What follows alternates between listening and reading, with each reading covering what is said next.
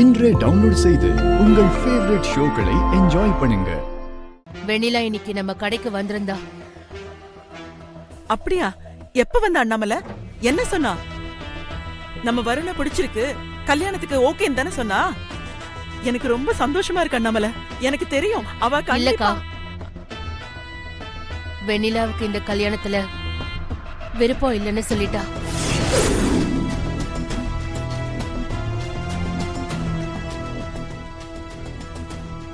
இந்த குடும்பத்துக்கு மருமகளை வர பாக்கியம் எனக்கு இல்லைன்னு சொல்லிட்டா. என்ன சொல்ற அண்ணாமலை? நம்ம வெண்ணிலாவா அப்படி சொன்னது? ஆமாக்கா, அதை என்கிட்ட சொல்ல பயந்து நம்ம வருண் கிட்ட சொன்னா.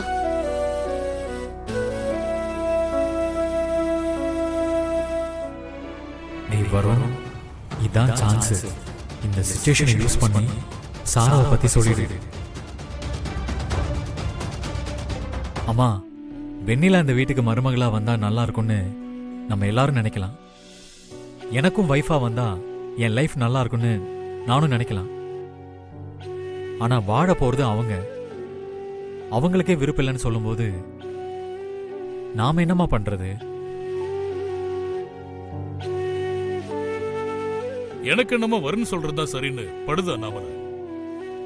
நாம வீடு வசதி அந்தஸ்துன்னு எதையுமே எதிர்பார்க்கணும். நல்ல மருமக கிடைச்சா போதும்னு நினைச்சோம்.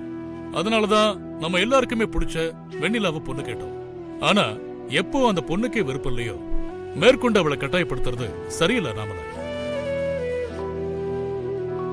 நான் ஏன் வெண்ணிலாவை சூஸ் பண்ணேன்னு தெரியுமா? வெண்ணிலாவோட விட்டு கொடுக்கற அந்த குணம், அவ அக்காவுக்கு ஒரு நல்ல வாழ்க்கை அமையணும்னு இது வரைக்கும் நமக்கு பண்ண எல்லா உதவியும் அவ அக்கா தான் பண்ணான்னு சொன்னான். நாம வெண்ணிலாவை தான் பொண்ணு கேட்டு வந்தோன்னு சொன்ன அப்புறமும் எந்த ஒரு பொண்ணா இருந்தாலும் வசதியான வாழ்க்கை அமையுதுன்னு உடனே சம்மதம் சொல்லிருப்பாங்க.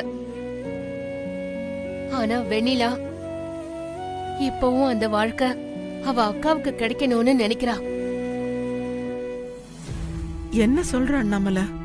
ஆமாக்கா, அவ கல்யாணத்துல விருப்பம் இல்லைன்னு மட்டும் சொல்லல.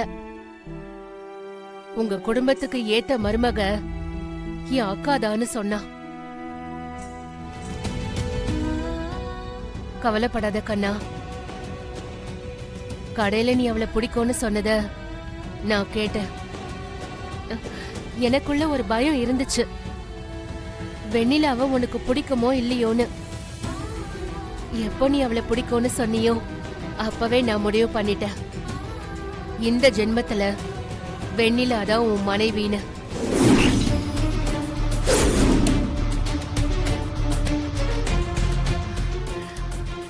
தைரியமா இரு, உன் ஆசைய கண்டிப்பா நான் நிறைவேற்றுவேன்.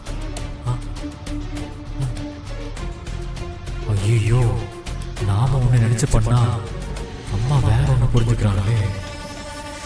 கடவுளே, என்ன ஆனாலும் இந்த கல்யாண பேச்சு எனக்கு சாதகமா நடக்கணும்.